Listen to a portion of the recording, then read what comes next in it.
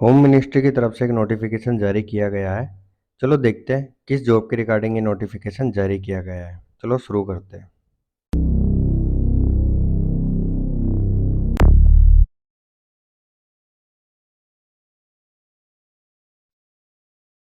Welcome back again. मैं हूं घनश्याम और आप देख रहे हैं डिजिटल मदद। अगर आप चैनल पे नए हैं तो चैनल को सब्सक्राइब कर लो। इसी के साथ में बेल आइकन को भी ऑन कर लो, जिससे जो भी गवर्नमेंट जॉब के वीडियोस आएंगे तो उसका नोटिफिकेशन आपको मिलता रहेगा। चलो शुरू करते हैं। जो ये नोटिफिकेशन जारी किया गया है government of India ministry of home affair की तरफ से ये नोटिफिकेशन जारी किया गया है, जिसका एडवर्टाइजमेंट नंबर है 338/RC/SSB/कमांडेंट advertise dot slash sub inspector slash 2023। अब बात करते हैं ये जॉब कौन सी पोस्ट के लिए निकाली है। तो ये पोस्ट निकाली है सब इंस्पेक्टर की, जो कि पायनियर के लिए निकाली है।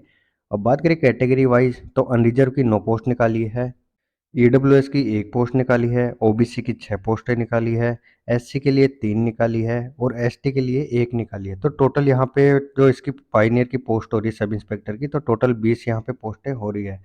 नेक्स्ट आती है सब इंस्पेक्टर के लिए, वो भी ड्रग्समैन की है, जो कि अनरिजर्व के लिए 3 पोस्टें निकाली है। तो यहाँ पे टोटल इसकी 3 पोस्टें रहने वाली है।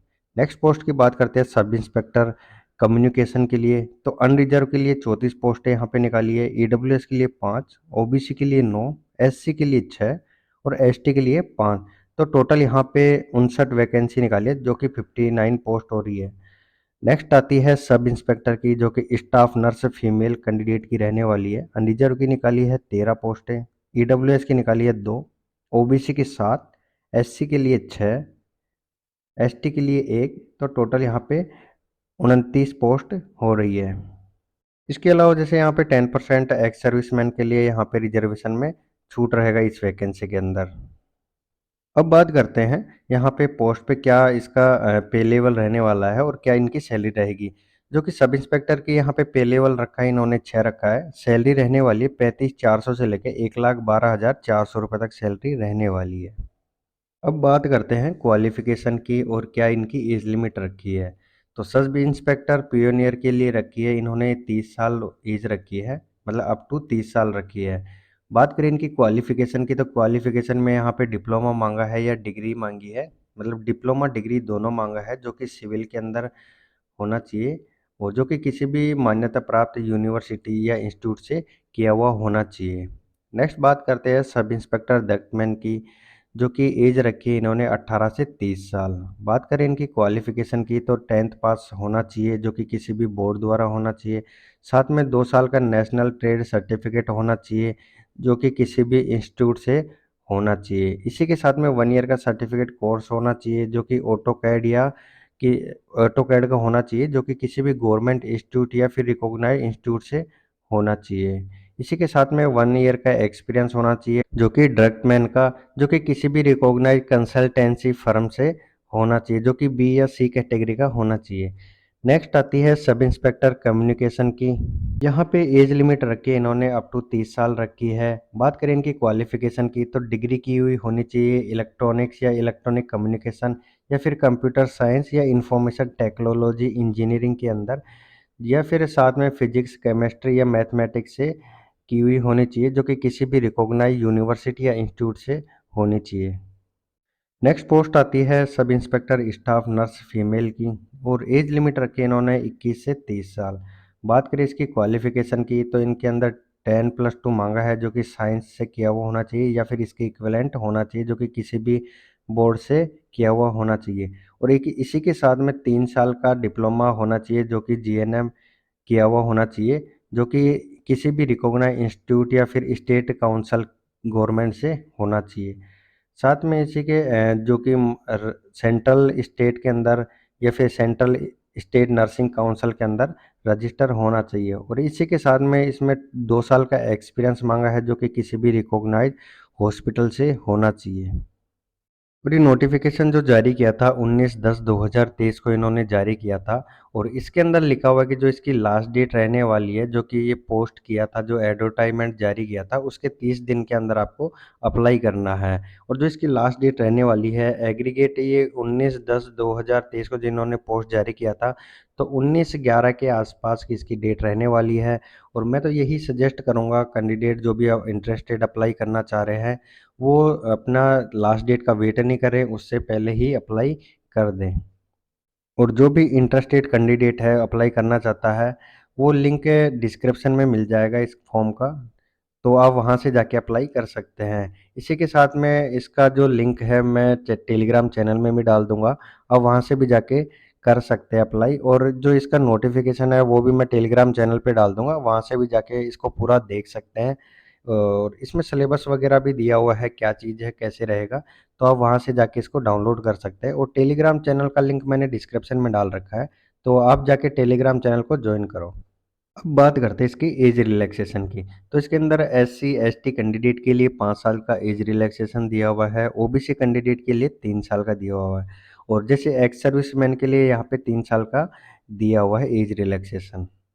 इसके अलावा जैसे डिपार्टमेंटल जो कैंडिडेट है सेंट्रल गवर्नमेंट के, जिनको 5 साल का एज रिलैक्सेशन दिया गया है, अनरिजर्व कैंडिडेट को 5 साल का दिया गया है, ओबीसी कैंडिडेट को 8 साल का, एससी और एसटी कैंडिडेट को यहाँ पे 10 साल का दिया हुआ है।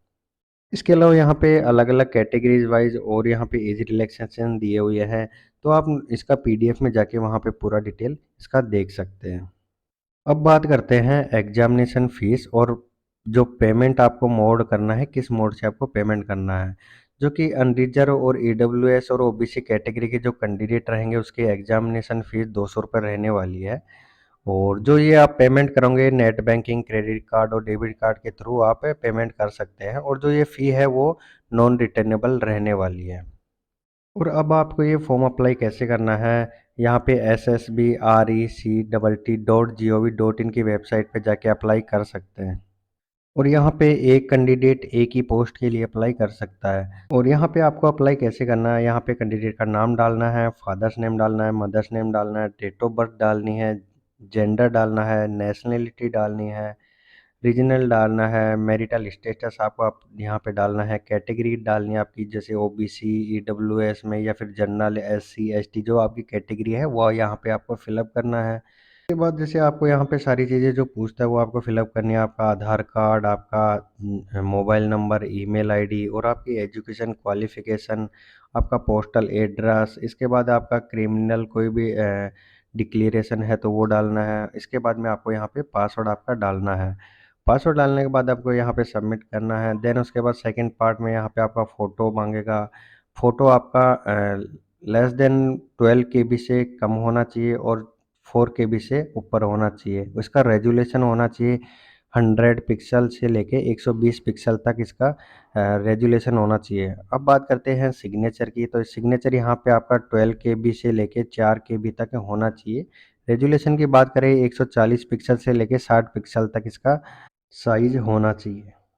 थर्ड पार्ट के अंदर आपको पेमेंट करना है। पेमेंट आप जैसे डेबिट कार्ड, क्रेडिट कार्ड, इन चीज़ों से आप पेमेंट कर सकते हैं। अब बात करते हैं यहाँ पे आपकी फिजिकल एफिशिएंसी टेस्ट के बारे में, पीईटी के बारे में, जो कि इसके लिए रहने वाला है। जो भी मेल कैंडिडेट के लिए यहाँ पे 1.6 किलोमीटर रहेगा, जो कि आपको 6 मिनट 30 सेकंड के अंदर दौड़ना रहेगा। और फीमेल कैंडिडेट के लिए यहाँ पे 800 मीटर रहेगा, जो कि 4 मिनट में कंप्लीट करना रहेगा। अब बात करते हैं यहाँ पे उनकी हाइट के बारे में, जो कि यहाँ पे ऑल कैंडिडेट के लिए मेल और फीमेल कैंडिडेट की रखी है। यहाँ पे मेल कैंडिडेट की रखी है 170 सेंटीमीटर। इसी के साथ में मेल कैंडिडेट की चेस्ट रखी है 80 सेंटीमीटर मिनिमम होनी चाहिए। फीमेल कैंडिडेट की बात करें तो यहाँ पे 157 सेंटीमीटर रखी है। इसके अलावा जैसे यहाँ पे नागालैंड, उत्तराखंड, जम्मू कश्मीर और लद्दाख, और इसके अलावा जैसे गोरखा, ये यहाँ के टेरिटरी के जो भी कैंडिडेट है उनके लिए मेल कैंडिडेट के लिए 165 सेंटीमीटर रखी है। और चेस्ट रखी इन्होंने 78 सेंटीमीटर। और जो कि यहाँ पे इनको फुलाने के बाद में 5 सेंटीमीटर का फ़र्क आना चाहिए। और फीमेल कैंडिडेट की बात करें तो यहाँ पे हाइट रखी है 155 सेंटीमीटर। इसके अलावा जैसे यहाँ पे ट्रिब्यूट शेड्यूल जो कैंडिडेट है उनके लिए मेल के लिए रखी है 162.5 सेंटीमीटर रखी है। इसके अलावा जैसे चेस्ट यहाँ पे रखी है 76 है, और जो फुलाने के बाद 5 सेंटीमीटर फूलनी चाहिए। बात करें अब इनकी फीमेल कैंडिडेट की, तो यहाँ पे रखी है 150 सेंटीमीटर हाइट रखी है। अब बात करते हैं सब इंस्पेक्टर स्टाफ नर्स के लिए। जो यहाँ पे हाइट रखी है इन्होंने जो भी ऑल कैंडिडेट है फीमेल के लिए तो 157 सेंटीमीटर रखी है। जैसे गोरखा, जम्मू कश्मीर, लद्दाख यहाँ वो के कैंडिडेट है जो फीमेल कैंडिडेट है उनकी 155 सेंटीमीटर रखी है। इसके अलावा जैसे यहाँ पे ट्रिपल शेड्यूल जो कैंडिडेट है फीमेल उनकी यहाँ पे 150 सेंटीमीटर हाइट रखी है। अब बात करते हैं इसके एग्ज़ाम पैटर्न की, जो कि इसका 3 घंटे का एग्ज़ाम रहने वाला है, जो कि 150 नंबर का आएगा, जो कि इसके अंदर 150 मल्टीपल क्वेश्चंस आने वाले हैं। इसके अंदर जो आएंगे जनरल नॉलेज के क्वेश्चन आएंगे, मैथमेटिक्स, रीजनिंग और जनरल इंग्लिश और जनरल हिंदी के क्वेश्चन आने वाले हैं। इसी के साथ में टेक्निकल सब्जेक्ट के भी क्वेश्चन आएंगे।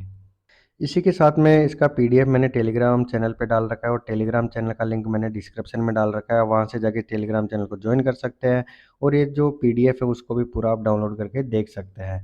इसी के साथ में ऐसे लेटेस्ट अपडेट के लिए आप चैनल के साथ बने रह सकते हैं और वीडियो आपको अच्छा लगा तो लाइक करना और चैनल को सब्सक्राइब जरूर करना। धन्यवाद।